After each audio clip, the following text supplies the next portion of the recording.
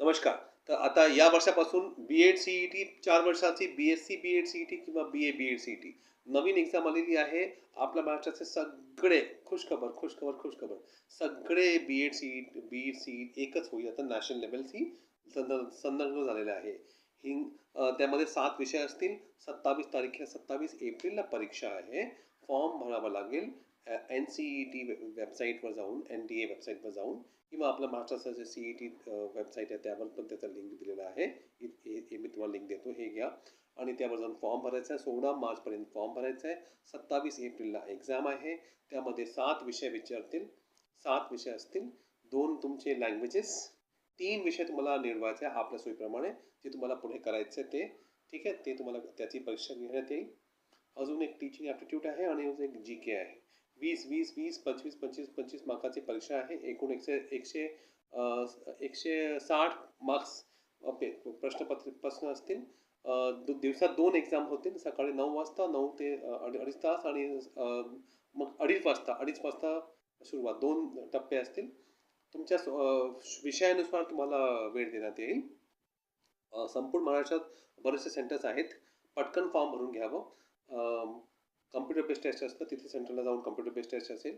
MCQ असतं, तुम्हाला माहीतच आहे. त्याचे आम्ही डेली प्रॅक्टिस आपल्या ह्या साईटवर देऊ. तुम्हाला डेली प्रश्नपत्रिका फ्रीमध्ये देऊ. आणि तुम्हाला जॉईन करायचं. आमची बॅच पण आहे. 1,000 रुपयेवाली बॅच आहे, 3,000 रुपयेवाली बॅच आहे. तुम्ही 2 पैकी कुठेही किंवा फ्रीवाली बॅच आहे. 3 ऑप्शन्स आहेत तुमच्याकडे. आणि त्यामध्ये तुम्हाला सगळा अभ्यास तुम्हाला होत चालली आहे. बी-एड आता IIT बनून जर समजा की तुमचा मुलगा तुमची मुलगी त्याला IIT नीटमध्ये कमी मार्क्स पडले, तर त्याऐवजी त्याला BSc बी-एड IIT खडगपूरवरून करता येईल. IIT खडगपूर जॉईन झालेली आहे. बरेचसे NIT जॉईन झालेले आहेत. आता IIT मद्रास पण होण्याची शक्यता आहे. हळूहळू होत चाललं आहे. महाराष्ट्राचे सगळे कॉलेजेस या एक्झाममध्ये सामील झालेले आहेत. खुशखबर म्हणजे आता आपला बी-एड सी-ई-टी वगैरे देण्याची गरज नसेल आणि याने मुलांचा खूप फायदा होईल. म्हणजे जसं लॉमध्ये काय होतं, पहिले नव्हतं, आता झालं व्यवस्थित. तर आता मुलांना खूप लाखो रुपये, करोडो रुपये भेटतात. एक व्यवस्थित होऊन झालेलं आहे. तसं बी-एडचं होईल असं मला खात्री आहे.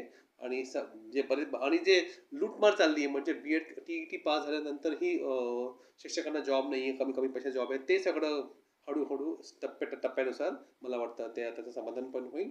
आपल्या महाराष्ट्राचा विकास होईल. सगळ्या मुलांनी ही माहिती नोंद करायची आहे. 12वी आर्ट्स, कॉमर्स, सायन्सच्या विद्यार्थ्यांनी मुद्दामून ही एक्झाम म्हणजे जाऊन बसून एक ट्राय करूया असं